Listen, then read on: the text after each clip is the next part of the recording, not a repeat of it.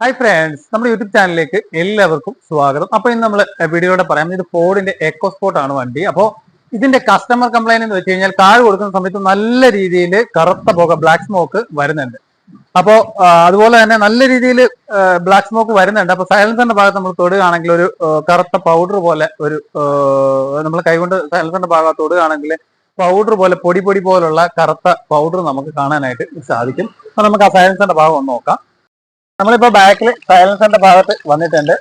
നമ്മൾ നോക്കുന്ന സമയത്ത് കറുത്ത പൊടി പൊടി പോലുള്ള പുകയാണ്, പൊടിയാണ് ഈ സൈലൻസറിന്റെ ഭാഗത്ത് നിന്ന് വരുന്നത്. ഇങ്ങോട്ട് നോക്കിയാൽ മനസ്സിലാവും. നമ്മളിപ്പോ ആ സൈലൻസറിന്റെ ഭാഗത്ത് നോക്കിയ സമയത്ത് അത് തൊടുന്ന സമയത്ത് പൊടി പൊടി പോലുള്ള ആ ഒരു തരി, കറുത്ത തരി നമ്മളിപ്പോ കണ്ടതാണ്. അപ്പോ ഈ ബ്ലാക്ക് സ്മോക്ക് വരാൻ പല കാരണങ്ങളുണ്ട്. ഒന്ന്, ടർബോയുടെ ഏതെങ്കിലും ഇന്റർകൂളറിൽ നിന്ന് വരുന്ന പിന്നെ പൈപ്പുകൾ ഏതെങ്കിലും പൊട്ടിയിട്ടുള്ളതോ ക്ലാമ്പുകൾ ലൂസായി കിടക്കുകയാണെന്നുണ്ടെങ്കിലോ ഇതുപോലെ കറുത്ത പുക വരാണ്ട്. കാരണം വെളിയിൽ നിന്ന് എയർ വലിക്കുമ്പോൾ MAP സെൻസർ കറക്റ്റ് വർക്ക് ആവാതെ വരുന്ന സമയത്ത് ഡീസൽ കൂടുതൽ വന്നിട്ട് കറുത്ത പുക വരാം. അതുപോലെ തന്നെ ടർബോയ്ക്ക് എന്തെങ്കിലും കംപ്ലൈന്റ് ആണെങ്കിൽ ഓയിൽ കയറിയിട്ടും പുക വരാം. അതുപോലെ തന്നെ EGR സ്റ്റക്ക് ആയിട്ടിരുന്നു കഴിഞ്ഞാൽ, ആ വാൽവ് കറക്റ്റ് ആയിട്ട് വർക്ക് ചെയ്യാതിരുന്നു കഴിഞ്ഞാൽ ഈ ബ്ലാക്ക് സ്മോക്ക് കൂടുതലായിട്ടും നമുക്ക് കാണാനായിട്ട് സാധിക്കും. അപ്പോൾ നമ്മൾ ഇതിന്റെ EGR ആണ് അഴിച്ചെടുത്തേക്കുന്നത്. കൂടാതെ നമുക്ക് ഇതിന്റെ ഇന്റർകൂളറും കാര്യങ്ങളൊക്കെ ക്ലീൻ ചെയ്യേണ്ടതായിട്ടുണ്ട്. അതുപോലെ തന്നെ ആ ലൈനും കാര്യങ്ങളെല്ലാം ക്ലീൻ ചെയ്യേണ്ടതായിട്ടുണ്ട്. അപ്പോൾ നമ്മൾ EGR അഴിച്ച് വെച്ചിട്ടുണ്ട്. അപ്പൊ അതിന്റെ വാൽവ് സ്റ്റക്കായി നമുക്കൊന്ന് നോക്കാം. നമ്മളിപ്പോ EGR ആണ് ഇത് അസംബ്ലി എല്ലാം അഴിച്ചു വെച്ചേക്കുന്നത്. അപ്പൊ ഇതിനകത്തോട്ട് നോക്കിയാൽ ഫുള്ള് കരി അഴുക്കും ഇതിനകത്ത് പൊടി പൊടി പോലെ അഴുക്ക് കിടക്കുന്നത് നമുക്ക് കാണാനായിട്ട് സാധിക്കും. നല്ല രീതിയിലുള്ള അഴുക്കാണ് ഇതിനകത്ത് ഉള്ളത്. അപ്പോൾ ഈ ഭാഗങ്ങളെല്ലാം നമുക്ക് ക്ലീൻ ചെയ്യണം. ഇതാണ് EGRന്റെ സോളിനോയിഡ് സെൻസർ വരുന്നത്. അപ്പോൾ ഇതാണ് ഇതിന്റെ EGRന്റെ വാൽവ് വരുന്നത്. ഇത് ഇങ്ങനെയാണ് ഇതിന്റെ ഓപ്പറേഷനും കാര്യങ്ങളൊക്കെ വരുന്നത്. ഈ ഭാഗത്തായിട്ട് വരുന്ന കവറാണ് ഇത്. അപ്പോൾ ഇതാണ് ഒരു വാൽവ് വരുന്നത്. ഇത് നമ്മൾ കൈകൊണ്ട് പ്രസ് ചെയ്ത് കഴിഞ്ഞാൽ നല്ല രീതിയിൽ അങ്ങോട്ടും ഇങ്ങോട്ടും പ്രസ് ആവണം. അതായത് ഈ വാൽവ് അങ്ങോട്ടും ഇങ്ങോട്ടും മൂവ് ആവണം. ഇത് നമ്മൾ കൈകൊണ്ട് പ്രസ് ചെയ്യുന്ന സമയത്ത് ഹാർഡായിട്ട് ഇപ്പോൾ പ്രസ് ചെയ്യുമ്പോൾ ഈ വാൽവ് വർക്കാവുന്നതില്ല.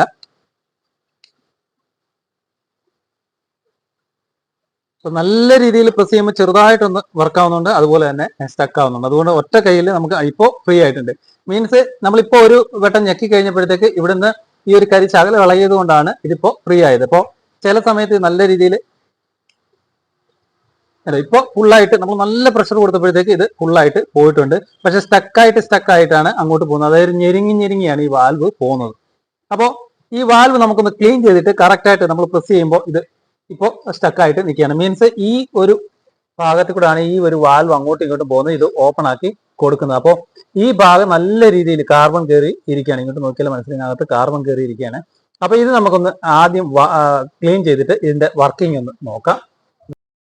നമ്മളിപ്പോ ഈ ഭാഗത്ത് ഡീസൽ ഒഴിച്ചിട്ട് ചെറുതായിട്ടൊന്ന് ക്ലീൻ ചെയ്തിട്ടുണ്ട്. ബാക്കി ഫുള്ളായിട്ട് ക്ലീൻ ചെയ്യാനുണ്ട്.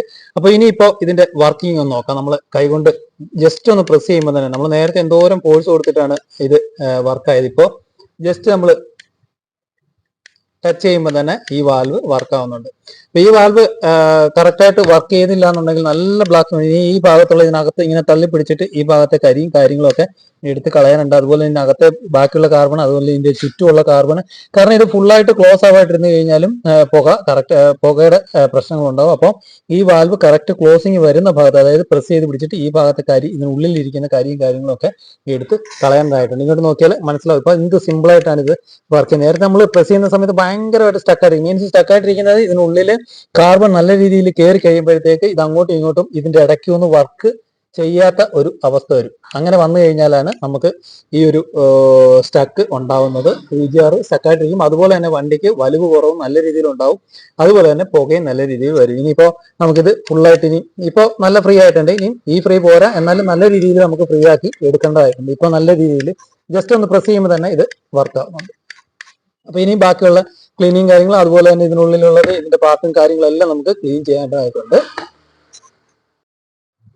അപ്പോ നമ്മൾ ഇതിന്റെ EGR ആ വാൽവ് സ്റ്റക്കായിട്ടിരിക്കുന്ന, ഒരു വിരൽ കൊണ്ട് അങ്ങോട്ടും ഇങ്ങോട്ടും പോകേണ്ട സാധനം നമ്മൾ പ്രസ് ചെയ്യുന്നത് സ്റ്റക്കായിട്ട് പോകുന്നു. നല്ല രീതിയിൽ പ്രസ് ചെയ്യുമ്പോൾ ഒന്ന് ഇറങ്ങി പോകുന്നു.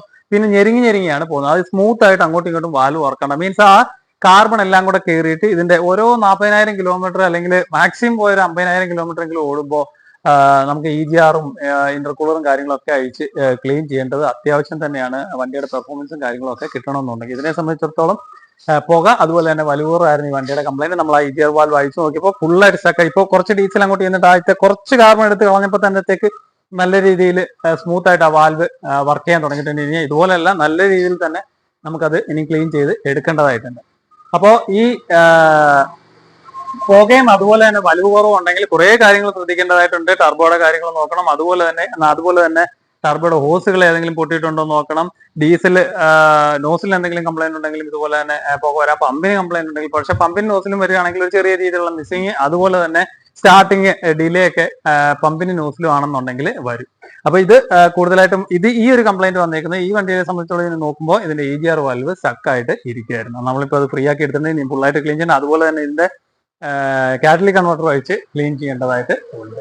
അപ്പോൾ ഫോർഡ് എക്കോസ്പോർട്ടിന്റെ വലിവ് പ്രോബ്ലം അതുപോലെ തന്നെ സ്മോക്കിനെ കുറിച്ചാണ് നമ്മൾ ഈ വീട്ടിൽ മനസ്സിലാക്കിയത്. Okay, thank you for watching.